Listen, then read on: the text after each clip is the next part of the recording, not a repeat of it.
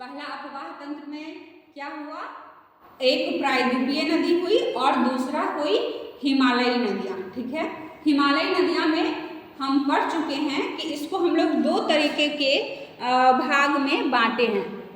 जैसे कि हिमालय नदी में हम लोग दो तरह का भाग कौन कौन बताए हैं, बताओ। हिमालय में एक सिंधु का बांटे और दूसरा हम लोग किस चीज़ के, गंगा ब्रह्मपुत्र नदी में बांटे। ठीक है, और प्रायद्वीपीय में बांटे जो कि निचले दक्षिणी भारत में नदियाँ बहती हैं, उसे हम लोग क्या बोलते हैं, प्रायद्वीपीय नदी के नाम से जानते हैं। ठीक है, हम लोग गंगा नदी के बारे में पढ़ें, जैसे कि गंगा की सहायक नदियों के बारे में भी पढ़ें। जैसे कौन कौन हुई इसकी सहायक नदियाँ, बताओ। यमुना हुई और कौन सा हुआ, कोसी हुआ, गंडक हुआ, सोन हुआ, ये सब गंगा की सहायक नदियाँ हैं। इसी में हम लोग यमुना के बारे में भी पढ़ें। यमुना की सहायक नदियाँ कौन कौन हुई, बेतवा हुई, चंबल हुआ, बनास हुआ और क्या था, केन हुआ। ये सब हुआ किसकी सहायक नदियाँ, यमुना है ना।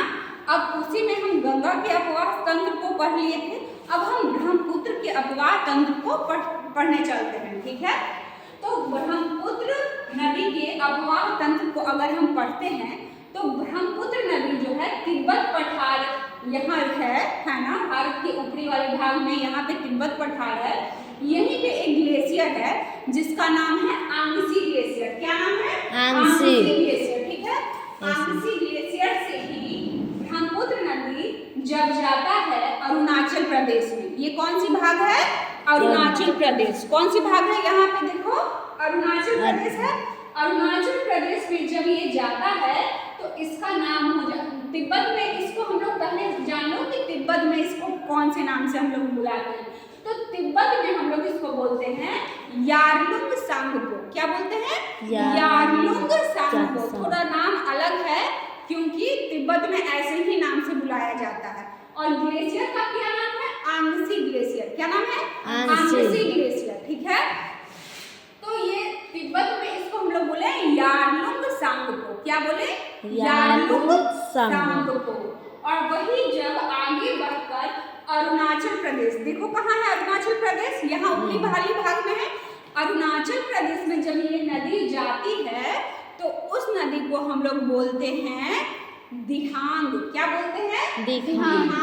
ठीक है, दिहांग नदी से बोलते हैं। वही आगे जब चल के असम के भागों में जाती है तो उसे हम लोग बोलते हैं ब्रह्मपुत्र। क्या बोलते हैं, ब्रह्मपुत्र।